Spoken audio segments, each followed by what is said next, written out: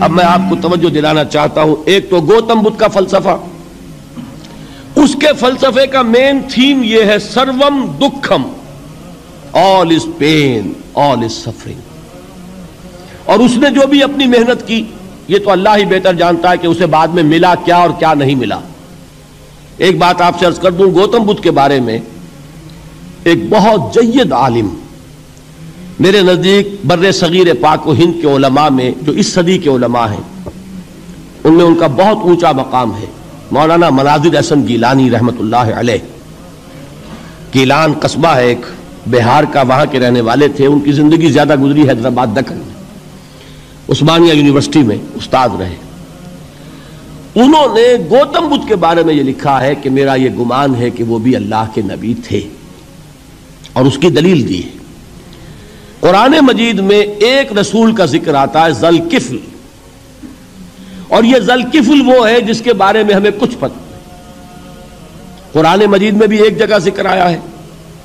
Number دو یہ کہ کسی حدیث میں اس کی کوئی ہمیں وضاحت نہیں ملتی، نہ حضور سے پوچھا گیا نہ حضور نے اس کی وضاحت فرمائی. اب یہ ذوالکفل ہے کون؟ تورات میں جو نبیوں کے نام آتے ہیں ان میں سے کسی نبی کا نام ذوالکفل کے آس پاس نہیں بنتا کہ یہ سمجھا جائے کہ یہ اس نام کی بگڑی ہوئی یا بدلی ہوئی شکل بن گئی ہے.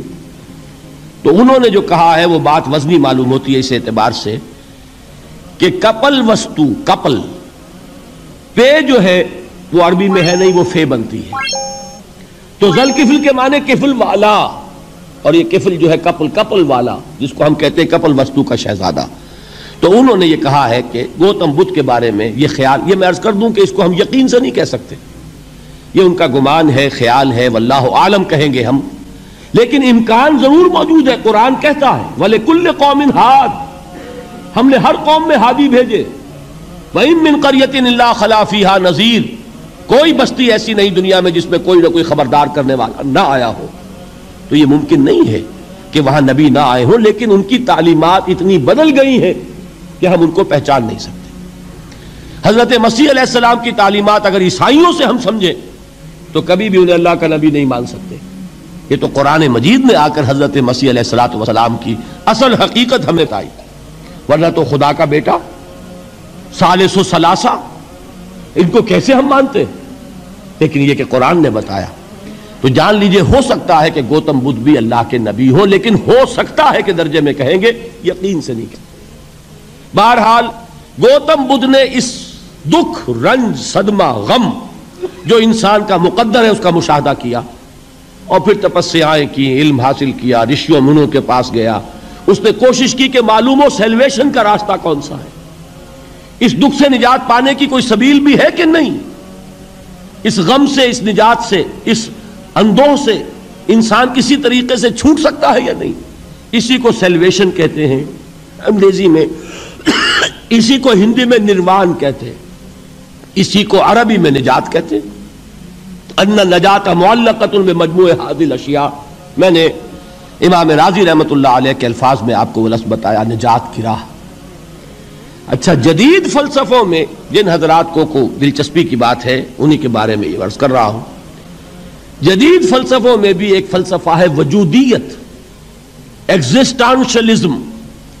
آپ نے نام سنا ہوگا سارترے، یہ فرینچ فلسفر، اور اس وقت دنیا میں جو نوجوان نسل ہے وہ بہت زیادہ متاثر ہوئی ہے سارترے کے فلسفے سے. کرکیگارڈ پرانے دور میں اور سارترے اس دور میں، ان کے فلسفے کا نام ہے وجودیت، ایگزسٹانشلزم. اس کا مرکزی خیال بھی یہی ہے، انسان کے لیے دکھ ہی دکھ ہے، صدمہ ہی صدمہ ہے، رنج ہی رنج ہے. صرف یہ ہے کہ کچھ حساس لوگ ہوتے ہیں وہ صدمے کو زیادہ محسوس کرتے ہیں، کچھ ذرا ان کی حس جو ہے وہ کچھ ڈل ہو جاتی ہے، کند ہو جاتی ہے. وہ جو غالب کا شعر میں نے آپ کو سنایا کہ مشکلیں اتنی پڑی مجھ پر کہ آسان ہو گئی، ورنہ یہ ہے کہ انسان سوچے تو دکھ ہے.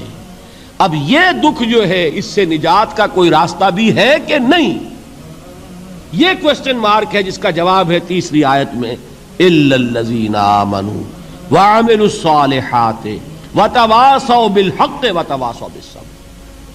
جو ایک نا امیدی کی کیفیت طاری ہوتی ہے، وَالْعَصْرِ إِنَّ الْإِنسَانَ لَفِي خُسْرٍ، زمانے کی قسم ہے تمام انسان برباد ہونے والے ہیں، تباہی میں ہیں، گھاٹے میں ہیں، ٹوٹے میں ہیں. اس سے جو ایک مایوس کن صورتحال سامنے آتی ہے، اس مایوسی سے نجات دلانے والی آیت ہے تیسری آیت۔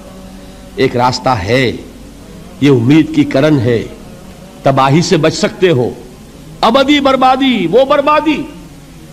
یہاں تو یہ ہے کہ ہم نے مشقتیں اٹھا لیں، فاقے جھیل لیے، تکلیفیں برداشت کر لیں، صدمے برداشت کر لیے، لیکن موت آئی، اس کا خاتمہ ہو گیا۔ لیکن اس کے بعد اگر خدا نہ خواستہ جہنم میں جھونک دیے گئے، وہ ابد الآباد تک کی، وہ ہمیشہ ہمیشہ کی جلن۔ قرآن کہتا ہے کہ اگر ایک کھال جل جائے گی، جھلس جائے گی، اللہ اور کھال دے دے گا۔ دیکھیے یہ بھی جدید دور میں آپ کو معلوم ہوگا، بورس بکائی نے جو کتاب لکھی ہے دی فرینچ سرجن، اس نے ثابت کیا ہے کہ قرآن مجید نے جتنے نیچرل فینومینا کا حوالہ دیا ہے وہ بالکل سائنس کے مطابق ہے۔ آج ہمیں یہ معلوم ہے کہ حس جو ہے وہ صرف کھال میں ہوتی ہے، کھال حساس ہوتی ہے، کھال اتر جائے نیچے جو ہے گوشت جلے گا، آپ کو تکلیف نہیں ہوگی۔ معلوم قرآن نے کہا ہے کہ جب کھالیں ان کی جھلس جائیں گی، ہم نئی کھال دے دیں گے تاکہ وہ سوزش جو ہے، وہ جلن کا احساس برقرار رہے، وہ ختم ہونے نہ پائے۔ حالانکہ اس کی ضرورت نہیں ہے، اگر اندر کا گوشت بھی حس والا ہوتا تو پھر کھال دوبارہ عطا کرنے کی ضرورت نہیں ہے، گوشت جلے گا، اس سے بھی جلن کا اور سوزش کا احساس ہو جائے گا۔ لیکن قرآن کہتا ہے کہ نہیں، کلما نضجت جلودہم بدلنا لہم جلودا غیرہا، جب ان کی کھالیں جھلس جائیں گی، جل جائیں گی، ہم ان کی کھالیں بدل دیں گے تاکہ وہ سوزش برقرار رہے۔ ثم لا يموت فیہا ولا یحیا، پھر نہ وہ اس میں جی سکے گا نہ مر سکے گا، نہ زندوں میں ہوگا نہ مردوں میں ہوگا۔ موت کو پکارے گا، کاش کہ موت آ جائے جو مجھے اس مشقت سے اور مشکل سے چھٹکارا دلا دے۔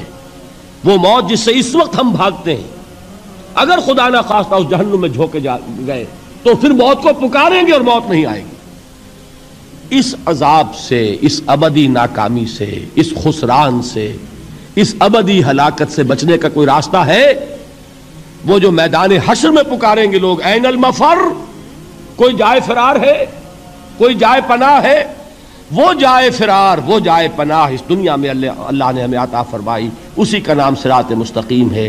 الا الذین آمنوا وعملوا الصالحات وتواصوا بالحق وتواصوا بالصبر۔